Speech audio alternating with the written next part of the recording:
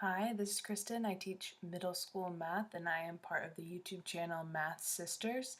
Today we're going to be talking about adding and subtracting integers when it comes to grouping them. This technique I've used with my 7th graders and other grade levels previous to that. So the first thing to talk about is you group your terms. So you're always going to circle the number with the positive or negative sign or signs that's in front of it. Anytime you see same signs, such as two positives or two negatives, same signs add, same sign keep the sign is what we always say. So I'll give you an example. This is the first one. So 5 plus 3. 5, because it doesn't have a sign in front of it, we know is positive. And 3, I circled the sign in front of it, which is a positive. So they're same signs, they're both positive. Same signs add, same sign keep the sign.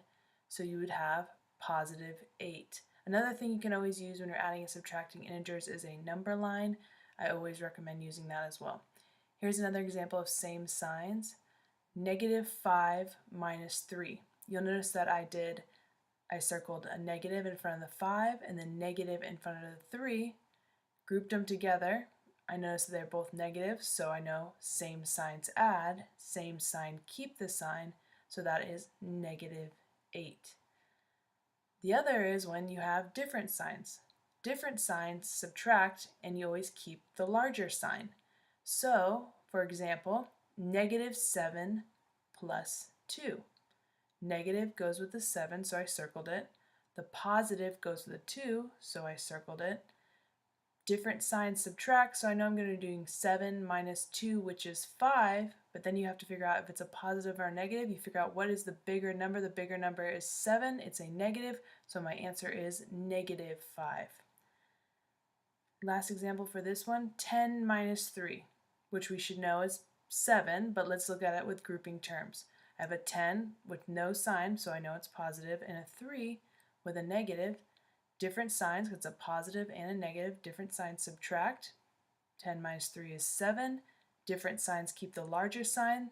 The bigger number is 10. It's a positive, so my answer is a positive 7. But what if there are two signs in front of the number? This is when we're going to use Sleepy Mickey, okay? During Sleepy Mickey, you have the eyes, which are two negatives, and the mouth, which is a positive. We'll use Sleepy Mickey more when we do multiplying and dividing integers as well. So whenever you're using Sleepy Mickey, you cover up the signs that you have, and the sign that's left, that is what the number will be. So for example, I have negative 7 plus negative 3. So I circle the sign in front of the 7, which is that negative. And then in front of the 3, there's a positive and a negative. So that's when I would use my Sleepy Mickey. So on Sleepy Mickey, it says a negative and a positive.